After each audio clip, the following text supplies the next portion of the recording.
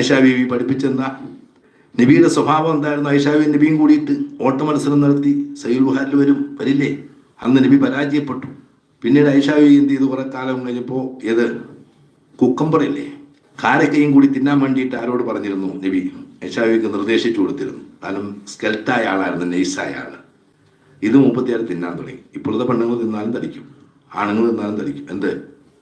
Cucumber, അതും കാരക്കയും കൂടിയിട്ട് എന്ത് ചെയ്യുക? ഈന്തപ്പഴവും കൂടി തിന്നാൽ അത് നിത്യഭക്ഷണമായി എന്ത് ചെയ്ത് കഴിക്കുകയാണെങ്കിൽ മെലിഞ്ഞൊട്ടിയ എല്ലാവരും തടിച്ചു വരും.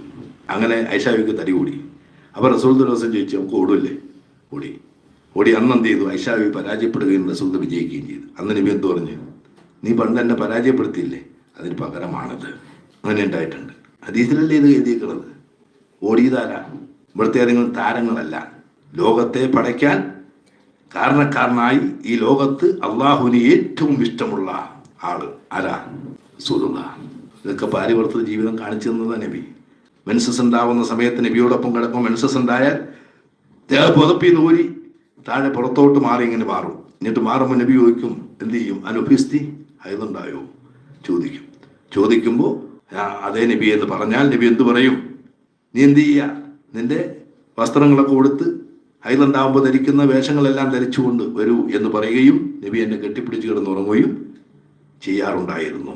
ഇല്ലേ ഹദീസിനകത്ത്? തണുപ്പേറിയ രാത്രിയിൽ റസൂൽ എണീറ്റ് നിസ്കരിച്ച് കഴിയുമ്പോൾ നബിക്ക് തണുപ്പ് കൂടുമ്പോൾ എന്ത് ചെയ്യുന്നുണ്ട്? എന്നെ കെട്ടിപ്പിടിച്ച് കിടന്നാണ് നബി എന്ത് ചെയ്യുക? നബിയുടെ തണുപ്പ് ഇങ്ങനെ മാറ്റുന്നത് ഐഷയുടെ ഹദീസിലില്ലേ? അപ്പൊ ഇതൊക്കെ എന്താ ഹദീസിൽ എഴുതി വെച്ചത്? കുടുംബജീവിതം പഠിപ്പിക്കാനാണ്. അല്ലാതെ ഭാര്യയും ഭർത്താവ് 26 സമയം ഫൈറ്റ് നടത്തുന്നവരല്ല. എന്താ വല്ല യുദ്ധക്കളം? അത് വീടല്ലേ? അതിന്റെ പേരെന്താ? മസ്കൻ. മസ്കന്റെ അർത്ഥം എന്താ? സക്കന യുസക്കിനു തസ്കീരൻ ബഹുവ മസ്കനുൻ എന്ന് പറഞ്ഞാൽ എന്താണ് സാറേ? എൻ്റെ അർത്ഥം ശാന്തി നിലയം എന്ന. ശാന്തിയുടെ തീരം, ശാന്തി നിലയം, ശാന്തി നിലകൊള്ളുന്ന സ്ഥലമെന്ന എന്നതിൻ്റെ അർത്ഥം. വീടിന്റെ അർത്ഥം ഈ വീടെന്ത് ചെയ്യാൻ നരകമാക്കാൻ പാടില്ല. അത് ഭാര്യ ഭർത്താക്കൾ നമ്മൾ കുഴപ്പമായാൽ നരകമായി. കുറെ പണം ഉണ്ടായിട്ട് കാര്യമില്ല. പാപ്പായുമായി ഒന്നും തമ്മിൽ തല്ലാണെങ്കിൽ മക്കൾക്ക് സന്തോഷം ഉണ്ടാവും. കുറെ ബിരിയാണി എല്ലാം വച്ച് നൽകി. വീട്ടിൽ എന്നും ബിരിയാണിയാണ്.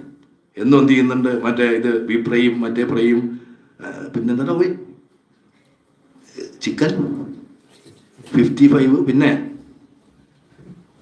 കുന്തി, ഇങ്ങനെ തുടങ്ങി പലതുമില്ലേ? ഇതൊക്കെ വീട്ടിലെ തീറ്റ. പക്ഷെ എന്ത് ചെയ്യാം? പാപ്പായുമായി ഒന്ന് ഇടിയാണെങ്കിൽ അവർക്ക് എന്ത് സന്തോഷം ഉണ്ടാവോ?